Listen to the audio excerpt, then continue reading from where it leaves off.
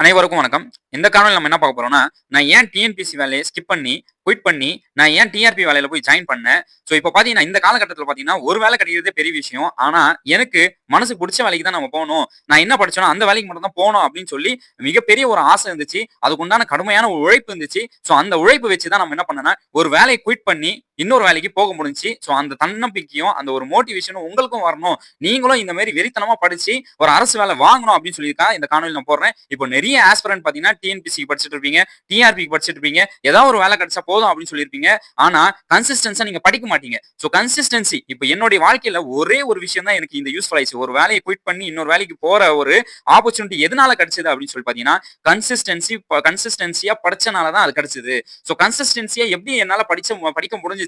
So அதை பத்தி நம்ம இந்த காணொலியில டீட்டெயிலா பார்க்க போறோம். ஸோ ஏன் நான் எப்போ டிஎன்பிஎஸ்சி ஜாயின் பண்ணேன், எப்போ டிஎன்பிஎஸ்சி எக்ஸாம் எழுதுறேன், ஸோ ஏன் டிஎன்பிஎஸ்சி எக்ஸாம் அந்த குயிட் பண்ணி ஏன் எப்போ நான் டிஆர்பி எக்ஸாம் எழுதுறேன், எப்போ டிஆர்பில போய் ஜாயின் பண்ணேன், எவ்வளவு சேலரி டிஎன்பிஎஸ்சில இருக்கும்போது எவ்வளவு சேலரி, டிஆர்பில போகும்போது எவ்வளவு சேலரி அப்படின்னு சொல்லி இந்த காணொலியில பாத்தீங்கன்னா நம்ம டீட்டெயிலா பார்க்க போறோம். ஸோ இந்த காணொலிக்கு பாத்தீங்கன்னா உங்களுடைய மோட்டிவேஷனா இருக்கும். கண்டிப்பா பாத்தீங்கன்னா நம்ம எல்லாரும் நோட்டிபிகேஷன் வரட்டும், ஆனுவல் பிளானர் வரட்டும், அப்போ பாத்துக்கலாம், அப்போ படிக்கலாம் அப்படின்னு சொல்லி நீங்க நினைச்சிட்டு இருப்பீங்க. ஸோ அந்த மாதிரி படிச்சா நம்மளால ஜெயிக்கவும் முடியாது, சர்டிஃபிகேட் வெரிஃபிகேஷன் கூட போக முடியாது, நம்மளால ஜெயிக்கவும் முடியாது. ஆனா நோட்டிபிகேஷன் வரதுக்கு முன்னாடியே, ஒரு வருஷத்துக்கு முன்னாடியே நம்ம படிக்க ஆரம்பிச்சா மட்டும் தான். நான் 2019 பிஜிடிஆர்பி எழுதினேன், அதுல தோத்து போயிட்டேன். ஆனா 2019 நான் எப்போ தோத்து போனனோ அப்போல இருந்து நான் படிக்க ஆரம்பிச்சேன். அதே மாதிரி 2022ல பாத்தீங்கன்னா நான் பிஜிடிஆர்பி 2022ல 2 எக்ஸாம் செலக்ட் ஆனேன். டிஎன்பிசிலயும் செலக்ட் ஆனேன், பிஜிடிஆர்பியும் செலக்ட் ஆனேன். ஆப்ஷன் பாத்தீங்கன்னா என்கிட்ட தான் இருந்துச்சு, நான் எந்த வேலைக்கு போகணும் அப்படின்னு சொல்லி. ஸோ பாருங்க, டிஎன்பிசில பாத்தீங்கன்னா ஒரு மிகப்பெரிய ஒரு வேலை, இந்த block statistical officer, so block health statistician officer பாத்தீங்கன்னா இந்த வேலை பாத்தீங்கன்னா வெறும் எக்கனாமிக்ஸும் மேக்ஸ் மட்டும் தான் எழுத முடியும். இந்த வேலைக்கு பாத்தீங்கன்னா ஸோ யாரெல்லாம் எக்கனாமிக்ஸ் படிச்சிருக்கீங்களோ, ஸோ அவங்களும் யாரெல்லாம் மேக்ஸ் படிச்சிருக்கீங்களோ அவங்க மட்டும் தான் இந்த வேலைக்கு எழுத முடியும். ஸோ அப்போ பாத்தீங்கன்னா வேகன்சி பாத்தீங்கன்னா மிக குறைவா தான் இருந்துச்சு. ஸோ இதோட சேலரி பாத்தீங்கன்னா பேசிக் சேலரி 20,600. ஸோ இந்த எக்ஸாம் பாத்தீங்கன்னா 2021லயே பாத்தீங்கன்னா உங்களுக்கு நோட்டிபிகேஷன் வந்துச்சு. 2021லயே நோட்டிபிகேஷன் வந்துச்சு. ஆனா 2022 ஜனவரியில தான் இந்த எக்ஸாம் கண்டக்ட் பண்ணாங்க. இந்த எக்ஸாம் பாத்தீங்கன்னா 2021 ஜனவரியில தான் என்ன பண்ணாங்கன்னா இந்த எக்ஸாமை கண்டக்ட் பண்ணாங்க. ஸோ இந்த எக்ஸாம்ல பாத்தீங்கன்னா 2 பேப்பர், பேப்பர் 1, பேப்பர் 2. ஸோ அருமையான மார்க் வாங்கினேன். ஸோ இந்த எக்ஸாம்ல பாத்தீங்கன்னா நான் பாஸ் ஆயிட்டேன். ஸோ இந்த எக்ஸாம்ல நான் எழுதினேன். இந்த எக்ஸாம் எனக்கு பாத்தீங்கன்னா ரிசல்ட் கொடுத்துட்டாங்க. இந்த எக்ஸாம் ரிசல்ட் நான் பாஸ் பண்ணிட்டேன். அதே மாதிரி 2022ல இந்த எக்ஸாம் நடந்துச்சா, அதே மாதிரி 2021ல பாத்தீங்கன்னா டிஆர்பி நோட்டிபிகேஷன் கொடுத்தாங்க. ஸோ அதுக்கப்புறமா பாத்தீங்கன்னா 2022 பிப்ரவரியில தான் பாத்தீங்கன்னா இந்த பிஜிடிஆர்பி எக்ஸாம் வச்சாங்க. அந்த டிஎன்பிஎஸ்சி எக்ஸாம் பாத்தீங்கன்னா ஜனவரியில் வச்சாங்க. இந்த டிஆர்பி எக்ஸாம் பாத்தீங்கன்னா உங்களுக்கு 2022ல பிப்ரவரி மாசம் வச்சாங்க. நான் அதுல ஜனவரி மாசம் அந்த எக்ஸாம் எழுதிட்டேன். எனக்கு தரவா தெரியும், நான் அதுல கண்டிப்பா பாஸ் பண்ணிடுவேன், டிஎன்பிஎஸ்சில பாஸ் பண்ணிடுவேன் அப்படின்னு சொல்லி. ஆனா அதை விடல, நான் கண்டிப்பா நான் பிஜிடிஆர்பிலையும் பாஸ் பண்ணணும் அப்படின்னு சொல்லி அந்த ஒரு வெறியில பாத்தீங்கன்னா நான் படிச்சுட்டு போனேன். பிஜிடிஆர்பி நான் என்ன பண்ணேன், பாஸ் பண்ணிட்டேன். பிஜிடிஆர்பியும் நான் என்ன பண்ணேன், 2022ல எனக்கு என்ன பண்ணாங்க, எக்ஸாம் வச்சாங்க. அதுக்கப்புறமா 2022 ஏப்ரல்லே அதுக்குண்டான டென்டேட்டிவ் ஆன்சருக்கு விட்டாங்க. அதுலயே நமக்கு தெரிஞ்சிச்சு நம்ம கண்டிப்பா பாஸ்னா அப்படின்னு சொல்லி நமக்கு தெரிஞ்சிச்சு. அதுல எந்த மாற்றமும் கிடையாது. ஆனாலும் ஃபர்ஸ்ட் என்ன பண்ணாங்கன்னா அதுதான் ரிசல்ட் பண்ணாங்க. ஏன்னா இதுக்கு ப்ரொவிஷனல் செலக்ஷன் லிஸ்ட் போறதுக்கு டிலே ஆயிடுச்சு. 2022ல நடந்த எக்ஸாம் பாத்தீங்கன்னா ப்ரொவிஷனல் லிஸ்ட் பாத்தீங்கன்னா நேரா தூக்கிட்டு போய் 10ஆம் மாசம் தான் என்ன பண்ணாங்க, அக்டோபர் மாசம் தான் ப்ரொவிஷனல் லிஸ்டே போட்டாங்க. ஸோ நவம்பர் மாசம் தான் நம்ம சர்டிஃபிகேட் வெரிஃபிகேஷன் போனோம். அக்டோபர் மாசம் தான் ப்ரொவிஷனல் லிஸ்ட் போட்டாங்க. அக்டோபர் மாசம் தான் நம்ம போய் என்ன பண்ணோம்னா ஸ்கூல்ல போய் ஜாயின் பண்ணோம். ஆனா அதுக்கு முன்னாடியே எனக்கு பாத்தீங்கன்னா டிஎன்பிஎஸ்சில பாத்தீங்கன்னா இதுக்குண்டான ரிசல்ட் போட்டாங்க. இதுக்கு முன்னாடி சர்டிஃபிகேட் வெரிஃபிகேஷன் என்ன பண்ணாங்கன்னா கால்ஃபர் பண்ணிட்டாங்க. டிஎன்பிஎஸ்சில இந்த போஸ்ட்டுக்கு, அந்த பிளாக் ஸ்டாட்டிஸ்டிஷியன் போஸ்ட்டுக்கு சர்டிஃபிகேட் வெரிஃபிகேஷனும் எனக்கு கால்ஃபர் பண்ணிட்டாங்க. ஆனா சர்டிஃபிகேட் வெரிஃபிகேஷன் கால்ஃபர் பண்ணும்போது எனக்கு இந்த எக்ஸாமோட சர்டிஃபிகேட் வெரிஃபிகேஷன் என்ன பண்ணிட்டாங்கன்னா அதுலயே ரிலீஸ் பண்ணிட்டாங்க. சர்டிஃபிகேட் வெரிஃபிகேஷன் வந்துச்சு. அந்த certificate verification date, TNPSC certificate verification date நான் சர்டிஃபிகேட் வெரிஃபிகேஷன் போறதுக்கு முன்னாடியே எனக்கு டிஆர்பியோடைய சர்டிஃபிகேட் வெரிஃபிகேஷன் வந்ததுனால நான் என்ன பண்ணிட்டேன்னா இந்த வேலையை அப்படியே ஸ்கிப் பண்ணிட்டேன். நான் சர்டிஃபிகேட் வெரிஃபிகேஷன் போகவே இல்லை. நான் போயிருந்தேன்னா என்னுடைய கம்யூனல் ரேங்க்ல பாத்தீங்கன்னா நான் தான் இதுல ஃபர்ஸ்ட். ஸோ எனக்கு கண்டிப்பா இதுல பாத்தீங்கன்னா வேலை கிடைச்சிருக்கும். இதுல பாத்தீங்கன்னா என்னோட கம்யூனல் பாத்தீங்கன்னா 2 வேகன்சி இருந்துச்சு. ஸோ இதுல பாத்தீங்கன்னா நான் தான் ஃபர்ஸ்டா இருந்தேன். இது போயிருந்தேன்னா கண்டிப்பா எனக்கு ஒரு வேகன்சி எனக்கு கன்ஃபார்ம், நான் ஈஸியா நான் கம்யூனல் ரேங்க்ல பாஸ் பண்ணியிருப்பேன்.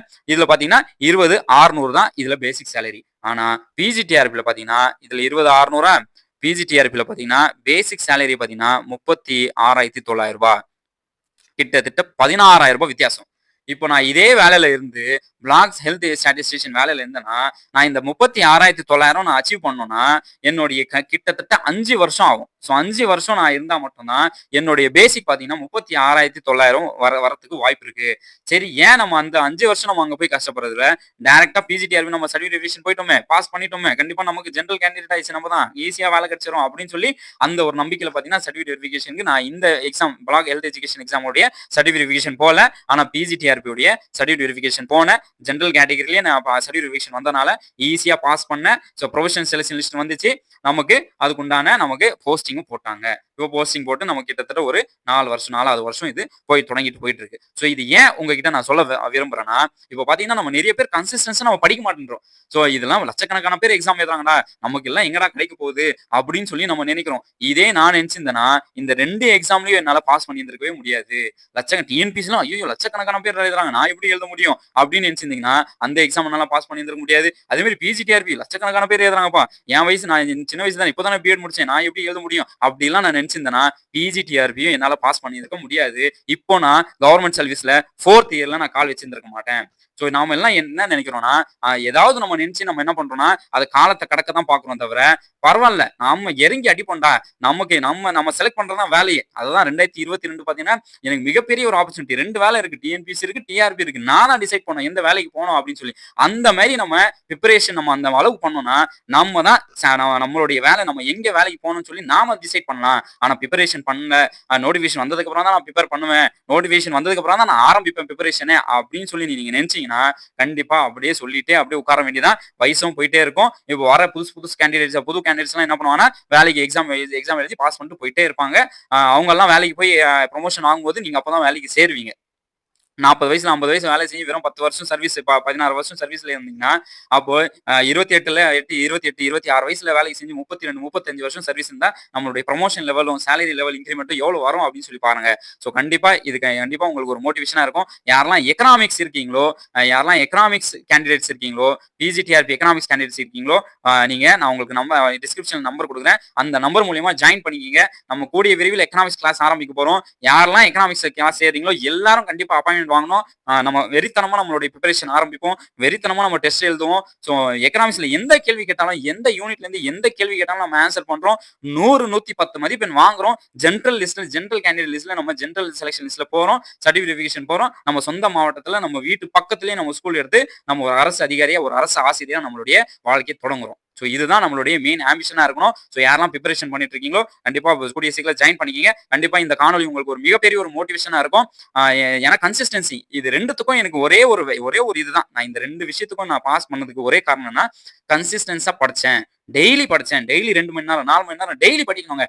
ஒரு நாள் படிச்சுட்டு 2வது நாள் புக்கை மூடி வைக்கிறது, ஒரு நாள் படிச்சுட்டு ஒரு நாள் படம் பாக்குறது, ஒரு நாள் பாட்டு கேட்கறது, ஒரு நாள் போன் நோண்டுறது, ரீல்ஸ் பாக்குறது, அதெல்லாம் நீங்க போனை நீங்க தவிர்த்தா மட்டும் தான் நம்மளால ஜெயிக்க முடியும். வெறும் ஸ்டடீஸ்க்கு மட்டும் நீங்க போன் யூஸ் பண்ணுங்க. கிளாஸுக்கு அட்டென்ட் பண்றதுக்கு, டெஸ்ட் அட்டென்ட் பண்றதுக்கு போன் யூஸ் பண்ணுங்க. மத்தபடி வாட்ஸ்அப், ரீல்ஸ், இன்ஸ்டாகிராம் இது எதுவுமே நீங்க யூஸ் பண்ணலனா தான் கண்டிப்பா நீங்க வாழ்க்கையில முன்னேற முடியும். சோ கண்டிப்பா அப்பதான் உங்களுடைய வாழ்க்கையில நீங்க ஜெயிக்க முடியும். நீங்க வாழ்க்கையில ஜெயிச்சுட்டு நீங்க இன்ஸ்டாகிராம்ல என்ன வேணா பண்ணுங்க, யூடியூப்ல என்ன வேணா பாருங்க, அது நமக்கு அது அடுத்த கட்ட நடவடிக்கை.